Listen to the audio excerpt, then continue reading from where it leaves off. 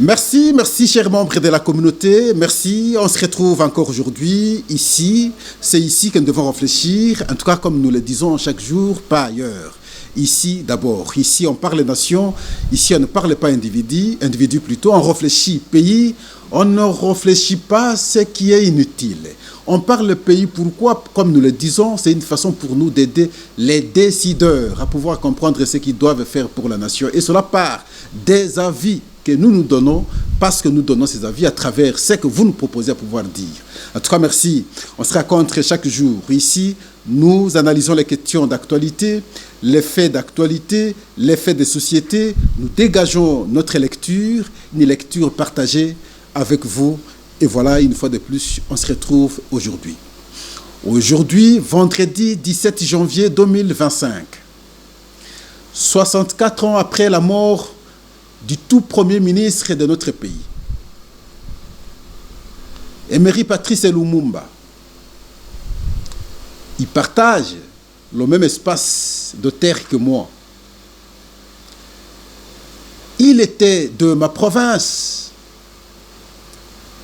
mon Sankourou natal. Patrice Lumumba, quel héritage pour les Congolais? La grande question d'aujourd'hui. Quel héritage pour les Congolais?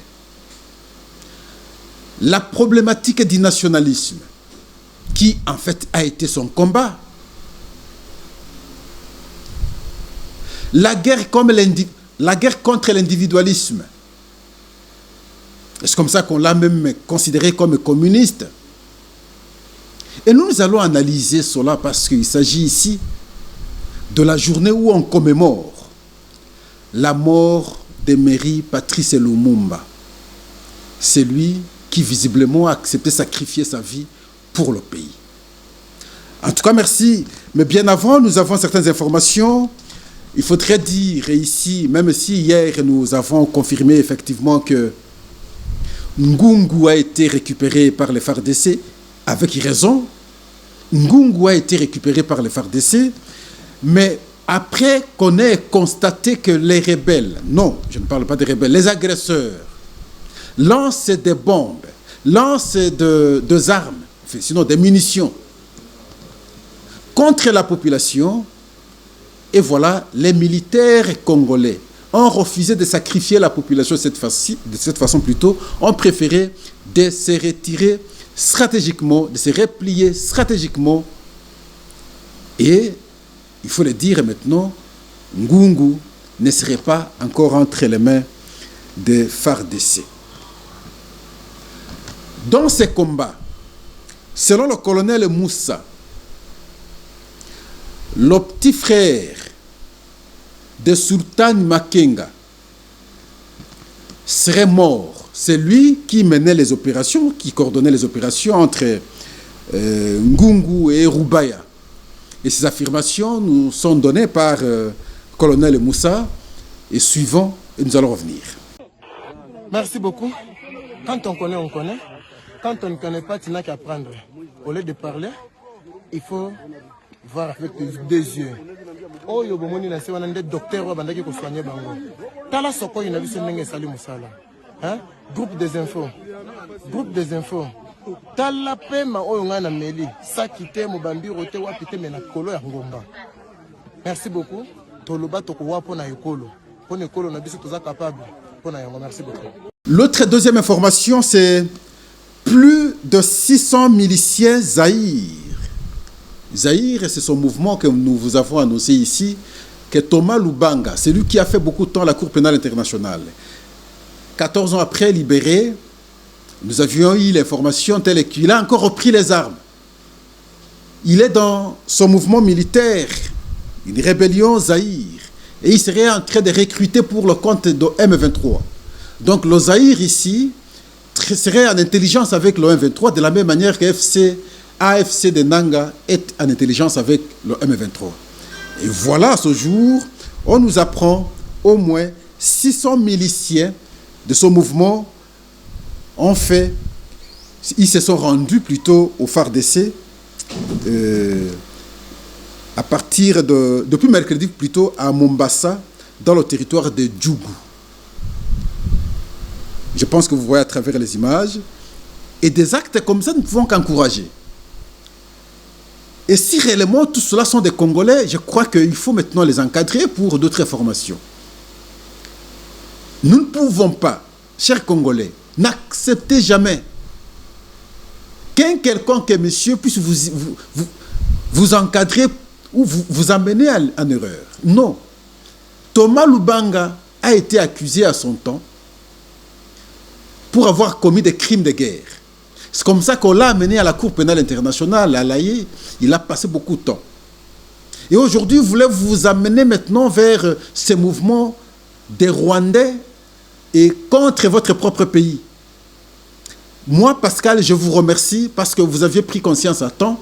Vous êtes rendu simplement une façon de dire, vous refusez cette manière de vouloir faire les choses contre le pays. En tout cas, merci. La troisième information, c'est les militaires rwandais aujourd'hui au front. Ils ont changé de stratégie, ils commencent à s'habiller comme les militaires burundais. Simplement parce qu'ils évitent, lorsqu'ils tombent, qu'on les identifie comme des militaires rwandais. Ils voudraient maintenant être confondus comme des militaires burundais. Et ils ont commencé maintenant à s'habiller comme des militaires burundais. Certains ont été arrêtés, certains sont là, ils sont libres, mais ils ont des tenues burundaises. Quelle stratégie pour le Rwanda? Même alors, vous pouvez mentir le monde entier, mais vous n'allez pas mentir votre conscience.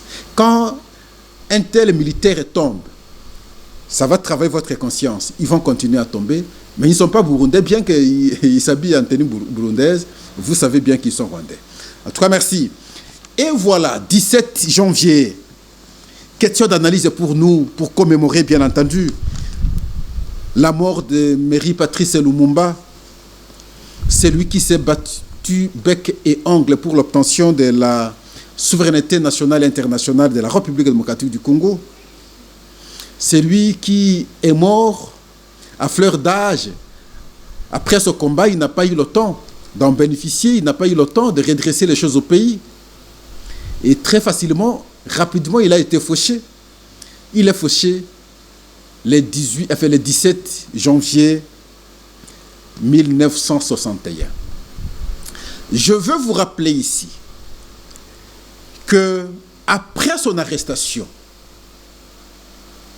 vers le Kasaï, ramené à Kinshasa ici, menotté, humilié, on l'amène vers le Congo central pour quelque temps avant de le transférer au Katanga, dans l'avion tabassé à mort. Il arrive sur place à Lubumbashi, tabassé à mort une fois de plus, humilié par ses adversaires d'hier. Ici, il faut citer Moïse Tchombe et Munongo. On va l'amener pour l'achever avec ses compagnons, bien entendu, Léo Kito et le reste, à cinquantaine de kilomètres de Lubumbashi sur la route qui mène vers Likasi. À droite, quand vous entrez, à 2 kilomètres, c'est le site où on a tué Emery Patrice Lumumba. Vous voyez dans ce site-là, moi Pascal, je suis là, vous me voyez, je suis debout, je suis là. L'arbre que vous voyez à mes côtés là, c'est sur cet arbre qu'on avait ligoté Emery Patrice Lumumba. Je suis allé visiter le site, vous me voyez, je suis là. L'arbre là, c'est l'arbre qu'on avait tiré, on avait ligoté Patrice Lumumba et on l'a tiré sur cet arbre. Il va tomber. On va prendre son corps. On va l'enterrer. De cet arbre, regardez la distance, de cet arbre, on a construit une petite maison comme un mausolée, mais à l'époque, en 2022 plutôt, quand je me suis rendu, les travaux n'étaient pas encore finis. Je ne sais pas si aujourd'hui les travaux sont finis. C'est là qu'on l'avait enterré et on l'a déterré à 2 mètres. Il fallait maintenant mettre le feu et jeter ces morceaux de corps dans l'acide. J'ai eu toutes ces explications par le monsieur qui gère ce site. En face, on a laissé un avion, le même modèle, le même type d'avion, qui avait transporté Lumumba jusqu'à Lubumbashi. Mais ce n'est pas le même avion, mais en tout cas le même type d'avion. Et je suis entré, je regardais, j'ai vu comment c'était. Et j'ai eu toutes les explications possibles. Non loin de ce site, il y a un village. Et dans ce village, enfin, un village de chasseurs, ainsi de suite, c'est l'un de ce village, l'un des hommes de ce village qui a pu constater la main qui flottait, des morts qu'on ne savait pas identifier, et ayant eu peur par la suite que l'information sera connue et on viendra maintenant le déterrer. C'est comme ça que l'autre nuit, ils sont venus déterrer maintenant le corps et disséquer le corps et jeter le corps dans l'acide. J'étais dans le site, vous aviez vu les images. Pourquoi Lumumba a été transféré à Lubumbashi? Pourquoi Lumumba a été transféré chez Moïse Tshombe? Pourquoi Moïse a été transféré chez Munongo? La raison est simple. Ils vont participer à la table ronde. Pendant ce temps, il était en prison à Kisangani d'ailleurs. Les autres qui étaient avant, les Kassavubu et le reste, comme vous connaissez, ne devraient pas continuer avec les échanges tant que Patrice Lumumba n'est pas présent. Pendant qu'il était là, en train d'être torturé dans la prison, on a tout fait pour le libérer et pour rejoindre en fait compte ses frères qui étaient en Belgique, à Bruxelles précisément, autour de la table ronde pour discuter de l'indépendance de la République démocratique du Congo. Après discussion, je ne suis pas dans les détails, ils obtiennent ce qui était un peu redouté d'obtenir maintenant des Belges qui pour eux, la RDC était leur deuxième patrie. Et ils vont revenir au Congo ici avec joie. On organise des cérémonies, on organise de manifestations et tous nous avons suivi également le discours de Patrice Emery Lumumba. Mais le problème entre les Congolais, là c'était entre les Belges, mais entre les Congolais, c'est à quel niveau? C'est lorsqu'il compose son gouvernement. Et dans son gouvernement, Moïse Tshombe ne se retrouve pas. Même Munongo non plus ne se retrouve pas. Très mécontent. Pour eux, Lumumba c'est mauvais, il faut s'en finir avec lui. Et c'est comme ça qu'ils vont maintenant réfléchir avec les Blancs, les Belges bien entendu. Comment indisposer le pouvoir de Lumumba? La moindre des choses, c'est créer maintenant des troubles au Congo. Des sécessions vont commencer. La sécession katangaise par là, la sécession kassaïenne par là, et des troubles au pays. Tout est parti du fait simplement que Moïse Tshombe ne se retrouve pas dans le premier gouvernement proposé par Emery Patrice Lumumba. C'est là que nous parlons de l'héritage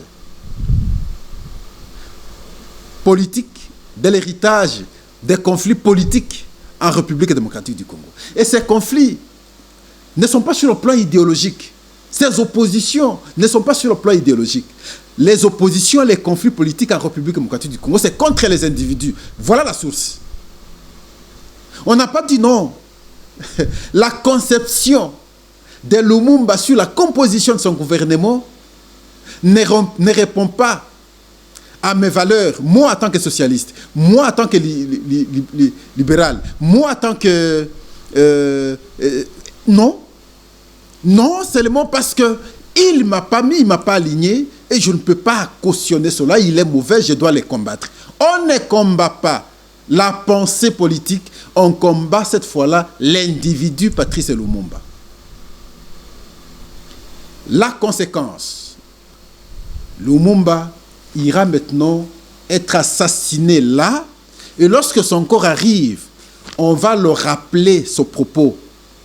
Et nous vous avons dit qu'une fois que vous mettrez les pieds ici, vous n'allez pas rentrer vivant. Où en sommes-nous? On a rappelé cela à Lumumba. Et Lumumba leur a dit que vous avez raison, vous m'avez gagné. Alors quand vous faites une lecture froide depuis 61 jusqu'aujourd'hui, vous vous rendrez compte que les postures que prennent les politiques, les acteurs politiques bien entendu,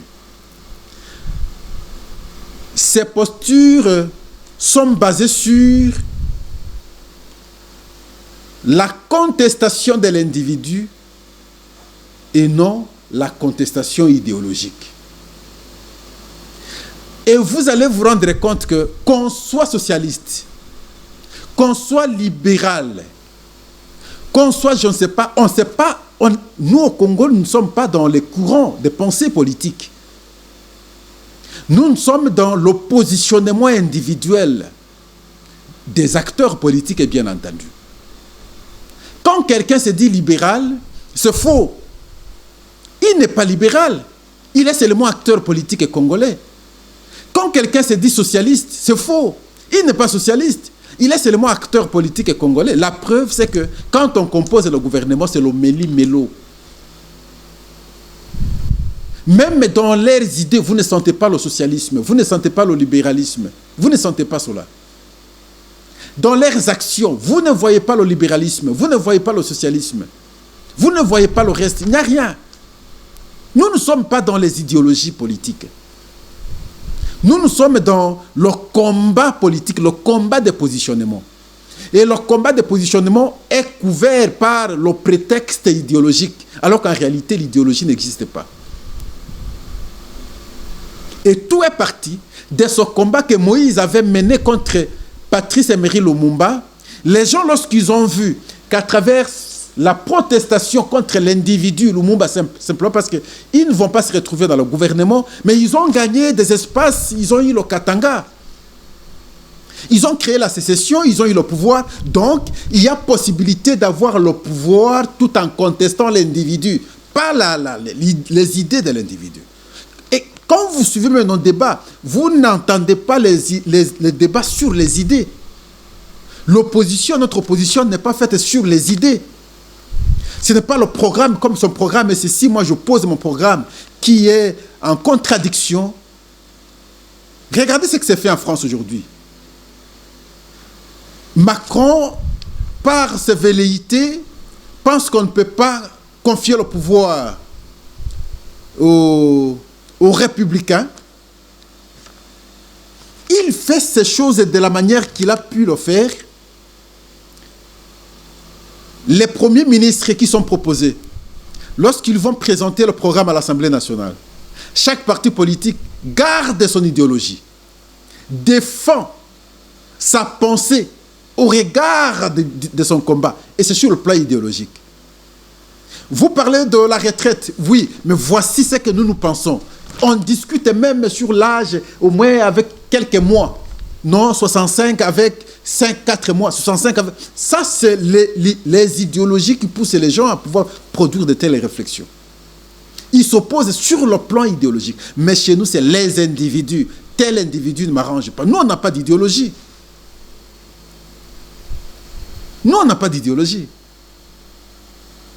Et tout est parti de cet héritage-là. Le combat qu'on a mené contre Lumumba était parce que nous ne sommes pas retrouvés dans le gouvernement, et donc il faut en tout cas s'opposer farouchement contre Lumumba et jusqu'à accepter sa mort. Mais c'est grave ça pour les Congolais. Un mauvais héritage nous légué cette fois-là par Moïse Tshombe en contestation du gouvernement présenté par Lumumba en 61. Non, en 60 plutôt. le nationalisme. Oui, ça c'est un héritage fondamental de Patrice Emery Lumumba. Tout pour mon pays. Il va s'opposer avec son président, qui était Joseph Kasavubu, qui agissait comme un prêtre. Visiblement, l'aspect politique, on aurait l'impression comme si il le faisait comme si nous étions un pays déjà normal. Regardez même comment il a fait la concession jusqu'à céder son fauteuil de président. C'est pratiquement parce qu'à l'Assemblée nationale, c'est lui qui avait la majorité. Il va céder cela à l'autre, à pouvoir devenir président. Parce que dans sa tête, en même temps, il pensait que qui gère le pays, c'est le Premier ministre. Aujourd'hui, de telles concessions ne peuvent pas être faites. Difficile. Le fauteuil de la présidence, le laisser pour un autre. Ah mais, c'est pas facile aujourd'hui. Il va céder, il va accepter d'être Premier ministre. Bien qu'il ait la majorité à l'Assemblée nationale.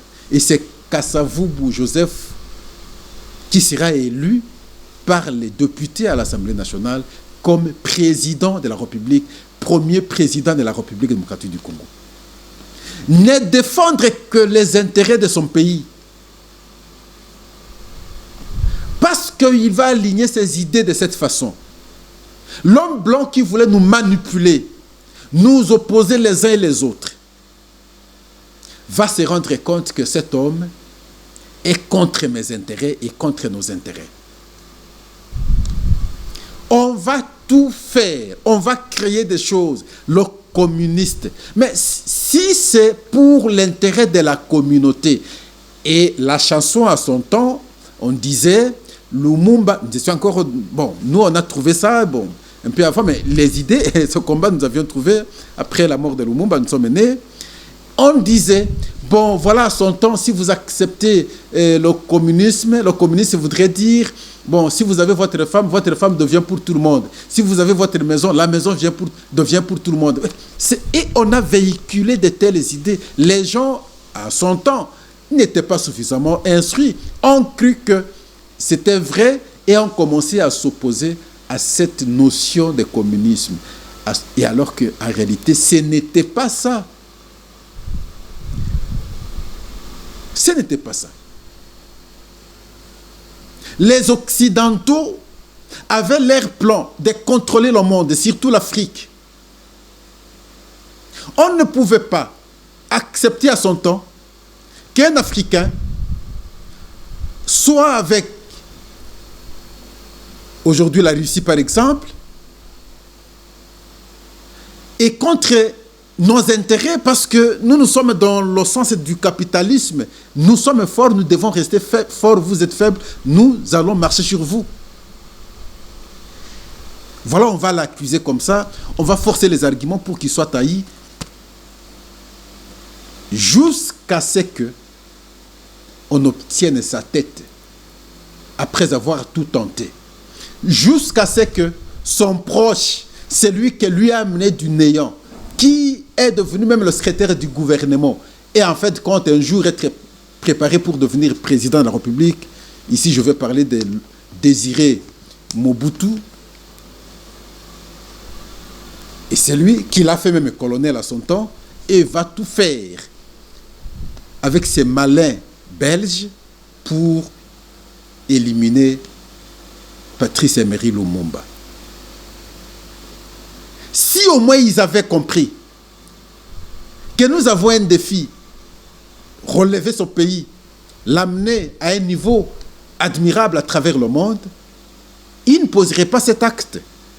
Voilà, de cet acte, une fois de plus, les combats politiques en République démocratique du Congo, c'est contre les individus.